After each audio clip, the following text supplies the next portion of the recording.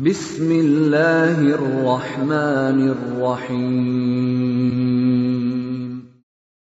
Waltakum minkum ummatun yad'una ilal khairi wa ya'muruna bil ma'rufi wa yanhauna 'anil munkar.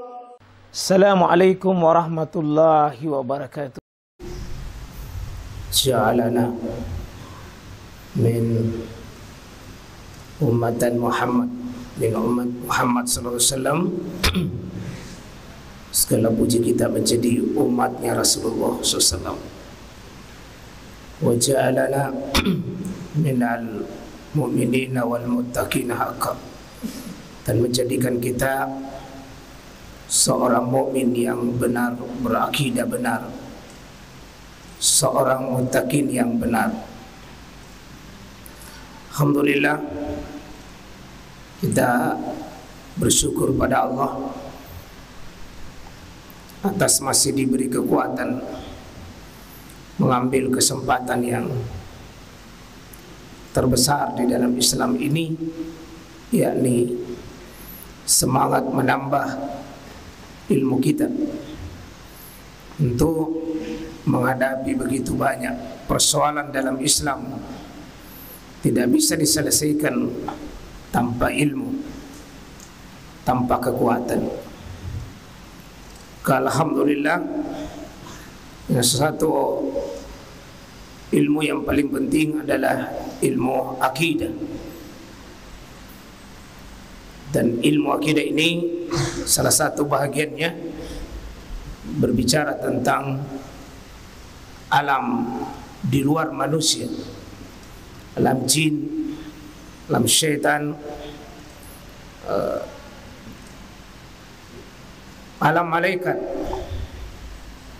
Jin, syaitan, malaikat ini dibahas dalam Al-Quran, hadis-hadis Nabi SAW. Dan yang mungkin nanti berkaitan dengan itu,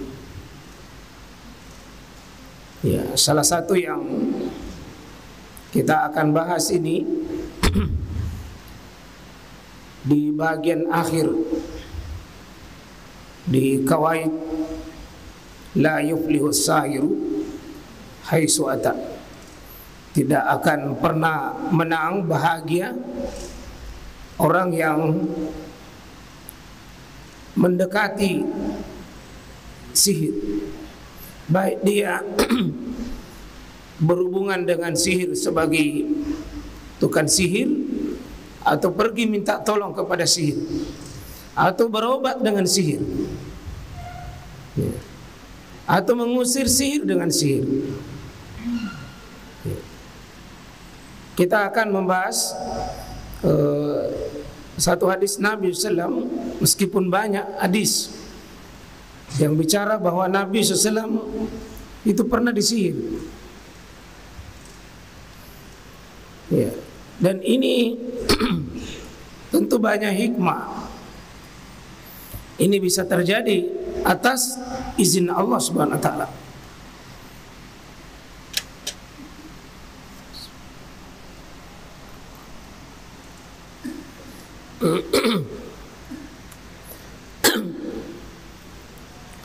Seandainya bukan hadis sahih yang bicara tentang ini, mungkin kita kritisi hadisnya. Tapi ini hadis ada di Bukhari, sahihnya, di kitab Sahih Muslim. Ya, tentu dalam ilmu hadis, jika terdapat di hadis Bukhari, di hadis Muslim, ya sudah ijma kita untuk menerimanya. Nggak usah lagi di otak-atik gitu tentang nilai kesahihannya. Seandainya cuma di sunan, masih bisa kita berkata, mana mungkin seorang nabi disihir, mana mungkin seorang rasul yang mulia disihir. Bukan cuma bicara tentang ini, bagaimana hikmah dibalik sesudah Nabi disihir. Karena nanti sesudah Nabi disihir, turunlah 2 surah itu, surah Al-Falaq dan surah An-Nas untuk membuka sihirnya Nabi yang sangat sulit untuk dibuka. Tapi begitu Nabi membaca 11 ayat di dua surah, ya surah Al-Falaq dengan surah An-Nas yang disebutkan dengan Al-Mu'awwizatain.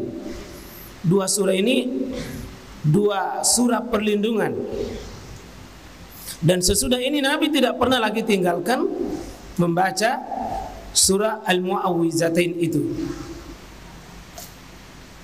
Surah Al-Falaq dan surah An-Nas bahkan dianjurkan kita baca kurang lebih 10 kali sehari semalam. Dibaca setiap sudah sholat, bahkan maghrib 3, subuh 3. Bangun tidur pada saat pagi dibaca, mau masuk malam dibaca, mau tidur dibaca. Nabi SAW itu mendapat dua surah ini karena sulitnya dibuka buhul itu yang ada. 11 pengikat sihirnya Nabi, 11 di buhul itu, dan setiap Nabi membaca satu ayat terbuka satu, sampai 11 ayat disambung Al-Falaq dengan An-Nas. Jadi hikmah yang sangat besar. Kita umatnya tahu bahwa ada surah yang disebut dengan Al-Mu'awwizatain, yang dua surah ini disebut dua perlindungan yang sangat dahsyat dengan kasus Nabi Sallallahu Alaihi Wasallam. Dan akan Nabi SAW menyuruh kita untuk senantiasa pelihara surah ini. Ditambah lagi zikir pagi dan zikir petang. Berarti sudah 11 kali kita, kalau benar hidup kita minimal 11 kali itu Al-Falaq dengan An-Nas kita baca. Kita cek nanti ya sekalian, sudah bisakah sampai 11 kali. 3 di waktu subuh, 3 di waktu maghrib. Berarti sudah berapa? 6. Tambah lagi di setiap sholat itu masing-masing 1. Sudah berapa? 9. Baca lagi sebelum tidur 10. Dibaca lagi waktu pagi dan petang. Sudah berapa? Pagi dan petang 12.